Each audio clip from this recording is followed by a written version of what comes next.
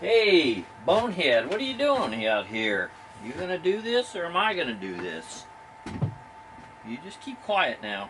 No comments from you. Just a what? I'm a knucklehead. Well, you're a bonehead. Shut up. Keep it quiet. Okay, guys, this is Ron One in Little Word Shop. Gonna just go through my Mosin Nagant, 1938 Mosin Nagant. Got it at Cabela's, oh gosh, I don't know, 8-10 years ago. It was in the $89-90 range back then. I know they're a lot more money now, but I've done some mods to it. And just keep in all the mods I've done, this thing can be put back original. I didn't destroy or ruin anything. It can be put back original condition. And what I like about doing this now, after I did this, I shoot it quite often, where before I'd rarely even take it out.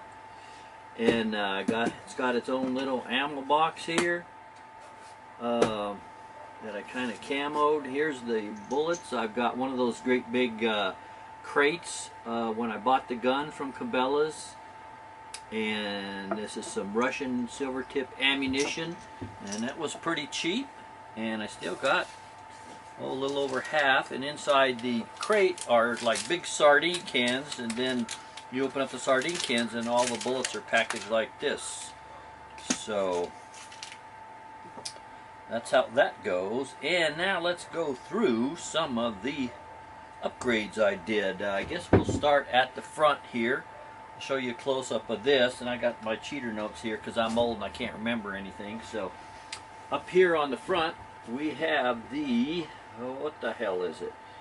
It's a tanker style muzzle brake. It was made by Texas Precision. I actually bought that on Amazon. I'm not sure if they're still on there. It was $69 at the time that I upgraded this about 3 years ago maybe. So Texas Precision muzzle brake. It's pretty freaking awesome. I love it. It's got a little slot here. It just goes around the front sight, slide it over, set screwed on. It's never come loose. Actually, the set screw goes right down in there, and it looks really cool. And then moving on back, I've just got a cheap old bipod here. I don't even know what brand it is, but it's just a low dollar bipod. Works fine. And we have Archangel stock on this thing. ProMag Archangel stock in desert tan, and it came with a rail up under here. This bipod actually mounts on the sling pin down there, and it did come with this rail on here. And this Archangel stock takes magazines. So I got a 5-rounder in there, and here's another 5-rounder, and I have a 10-rounder. And these are made by Archangel as well. And those work really good. And I passed up on the front here. I also put a red front sight pin in there. It's the kind that I can never think of the name of them, but you know, they catch the light and glow, and that thing lights up like a son of a gun. It's a little red pin in there. We'll show you a close-up of that. And that was from smithsights.com. Smithsights.com. They have a lot of different sights for them. I got this one, then I got a precision one that's just goes to a point for more precision shooting, but still got the same rear sight on it. I've debated going with a scope or something on it, but haven't as of yet.